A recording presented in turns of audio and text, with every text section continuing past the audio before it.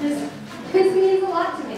I'm really passionate about getting people more interested in the fields of space research and exploration, and just the fact that you guys are all here wanting to learn more is really important. And I'm sure our guest speaker today can agree. So without further ado, I'd like to introduce Professor Tim McKay from the University of Michigan. He is a data scientist and dark matter researcher. He graduated from the University of Chicago in 1992, is that right? Very good. And he has been working at the University of Michigan in the physics department and the LSA department as a researcher and a teacher for quite a while. He is very excited to speak to you all today. Super.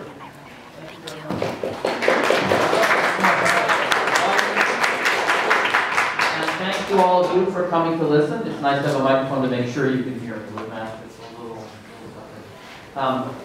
So, as Chelsea said, I'm Tim McKay. I work over at the University of Michigan, and I want to talk to you today about one of the biggest open questions in science, really, but certainly in astrophysics and cosmology. This question about dark matter. Before we do that, though, I want everyone to introduce themselves. So I'm going to ask each of you to say your name. Just your first name is fine, you all know each other. Your first name and what kind of object in the cosmos you like the most. So you know stuff that's out there beyond the Earth. Other planets, stars, galaxies, black holes, comets, asteroids, whatever. You pick one if you like and tell us what it is. And we'll start right over here. Yeah, well, someone has to go first. I think it's my name is Josh. Good. Let's wait for 1 second. Planets.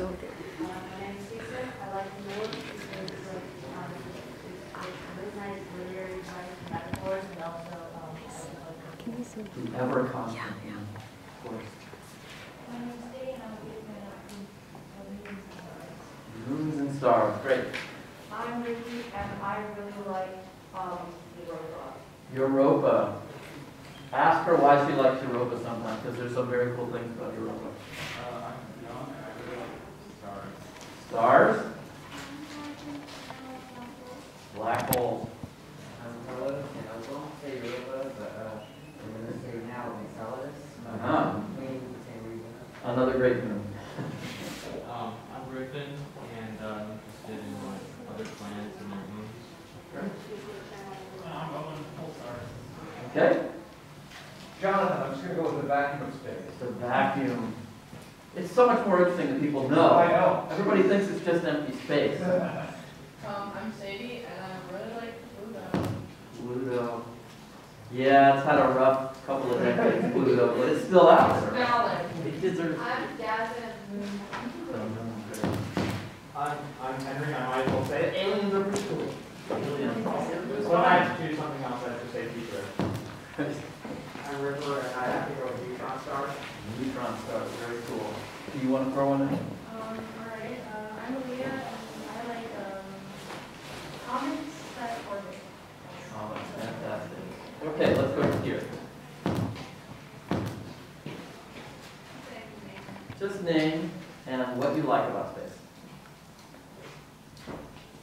Okay. We'll go on. It's okay. I'm Owen, and I have a very odd fascination with Jupiter's moons. There's plenty of them. Yeah. I'm Felix, and I also like Jupiter's moons, specifically Io. I'm Darren, and I like nebulae and I'm very I said what I wanted to say, and you also said what I wanted to say, so I guess I'll go with supernovas. Supernovas. As long as they're not in your neighborhood, they're very nice things. How about you? I'm Charlie, and I think the weather patterns and systems of other planets. Very cool. I'm Jaden, and basically he's a vice Okay. I'm Jacob, and I like Titan simply because it's a bad number. Yep. I'm Cody. I like engineering that goes into space exploration. Cool. Very cool. Very cool.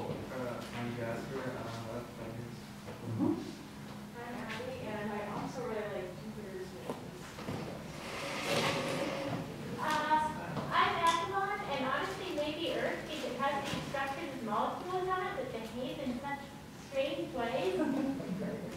It's a good choice. I like the Earth too. I'm glad we have You it. things like talk about dark matter is Yeah. that's what we call it. They're really great. I would say, I'm Dante. I like wormholes. Wormhole. I'm Tom, and I also like nebula. I like the cool colors. I'm Evers, and I like Nike. I'm Christopher. I like talking about stellar engines and gears. Cool. All right. Well, thank you so much. It's really interesting to hear what people are talking about right now.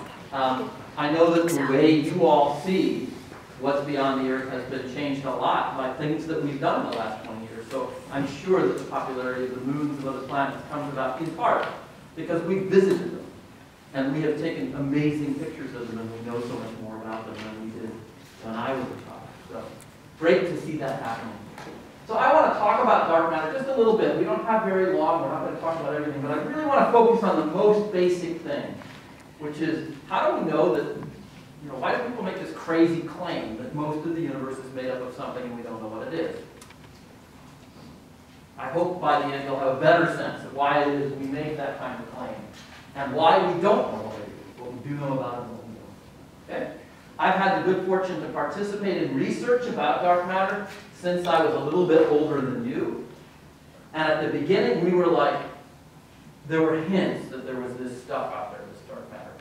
And in the 25 or 30 years that I've been working on it, it's gone from hints to everyone who works professionally on this is certain that there is something out there that we have this name for. We know some things about how much there is, we know some things about where it is, but we have no idea what it is. And we still have no idea what it is. So it's been great to work through that transition and get to see it. So I want to work with some questions. I want to do this through some questions. A few questions to open. How do we know that anything exists beyond the Earth and the things that we can touch? What do we use to do that? We sent rovers and probes. What did the rovers and probes have to send to us for us to be able to know what they see? They still have to send signals to us, right? We're not there with them. There was another question, hand over here. Light, which is actually the same thing. Those radio waves that come to us. So what travels through the universe pretty freely is light. It comes to us. So we can tell that there are stars and galaxies and planets and moons and comets and asteroids and all these things because light comes to the Earth from those objects, all right?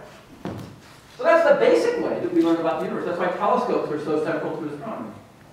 They just gather up light and let us see the light that's coming to us. We don't have to make it happen, it just happens, right?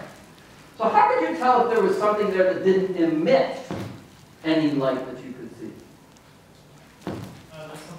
Well, let's take it in the front. For like black holes and such, like gravitational lensing and stuff, for the warping of space and time. So you could see them affect things by the gravity that they have. Yes. Is there any other way you can see a thing that isn't emitting light? I was going to say, the effect it has on other things. Uh-huh. Yeah, well, gravity could be one of those. Yes. Making a conclusion based on things you do know? Yes. What would it be? Well, I can't necessarily give an example, but Okay. if you see effects that can be described, you can sort of, I guess, put the pieces together. Uh-huh. If it's not emitting it, it's probably reflecting it. It might be reflecting it.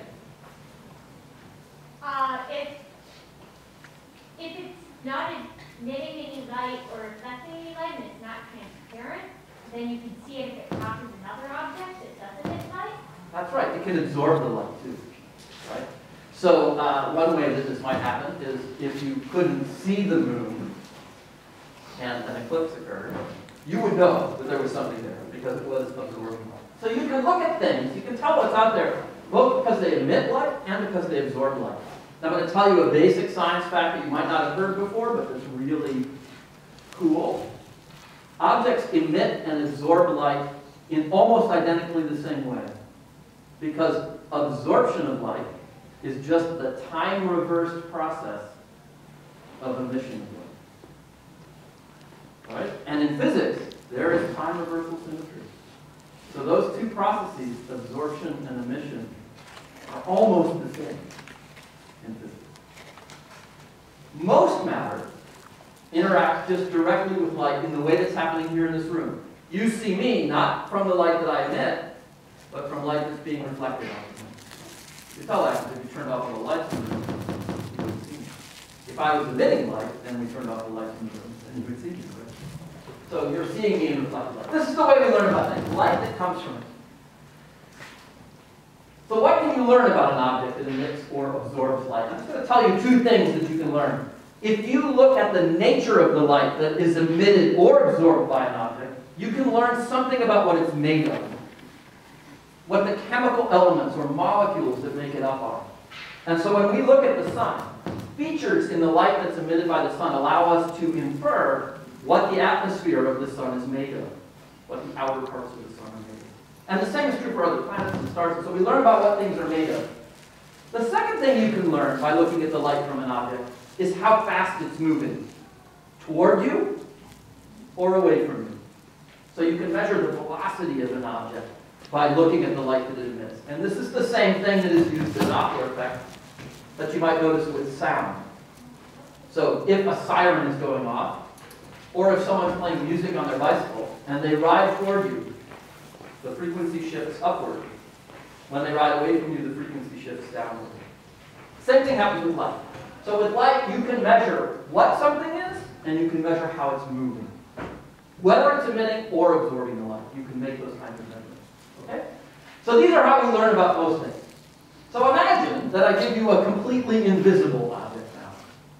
What does it mean to be invisible?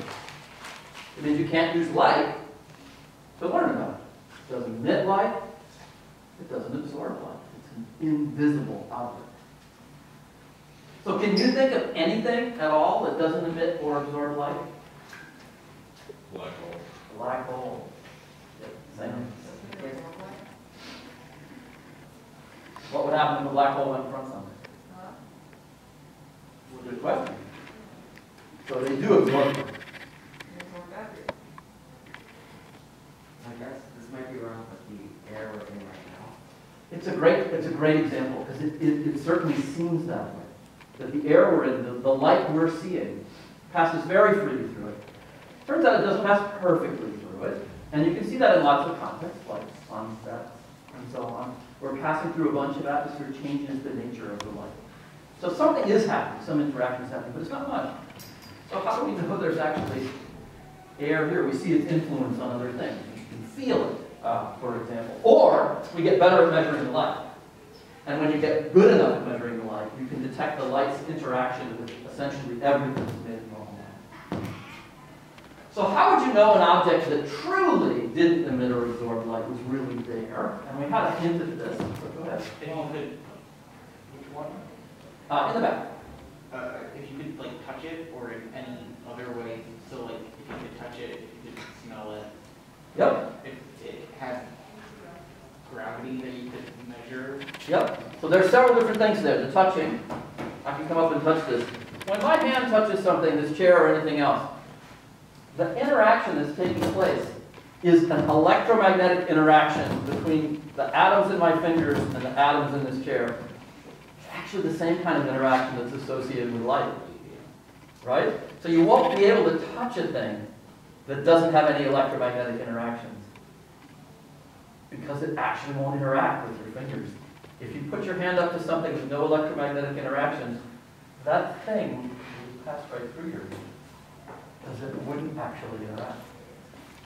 But if it interacted gravitationally, you could feel its gravitational pull, even though you can't touch it. So this is why we know why certain waves on the electromagnetic spectrum exist, even though I'm guessing microwaves don't absorb light, but we can tell they're there. Because they interact with matter. So mostly we think about the interaction between light and matter, light emitting, or matter emitting light or absorbing light. But there actually are also light interactions that take place. So a microwave can interact with optical light. I was going to say with an optical photon, which are the particles of light.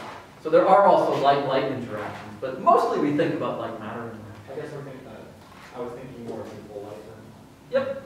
Yeah, they're all remarkably the same. So you can't really touch a thing. You couldn't do it anyway if it was something outside the Earth. but you might look for its gravity. And the way you might tell how much of it there is what? To see how much gravity it creates, right? A really massive thing like the Earth creates a lot of gravity. So it pulls on each of you and is holding you in your chairs. Each of you is also exerting gravity on each of your neighbors. You're actually pulling each other together, and that's how gravity works. Every object pulls on every other object. But you're not nearly as big as the Earth, so you don't pull as much on your neighbors as the Earth pulls on your neighbors.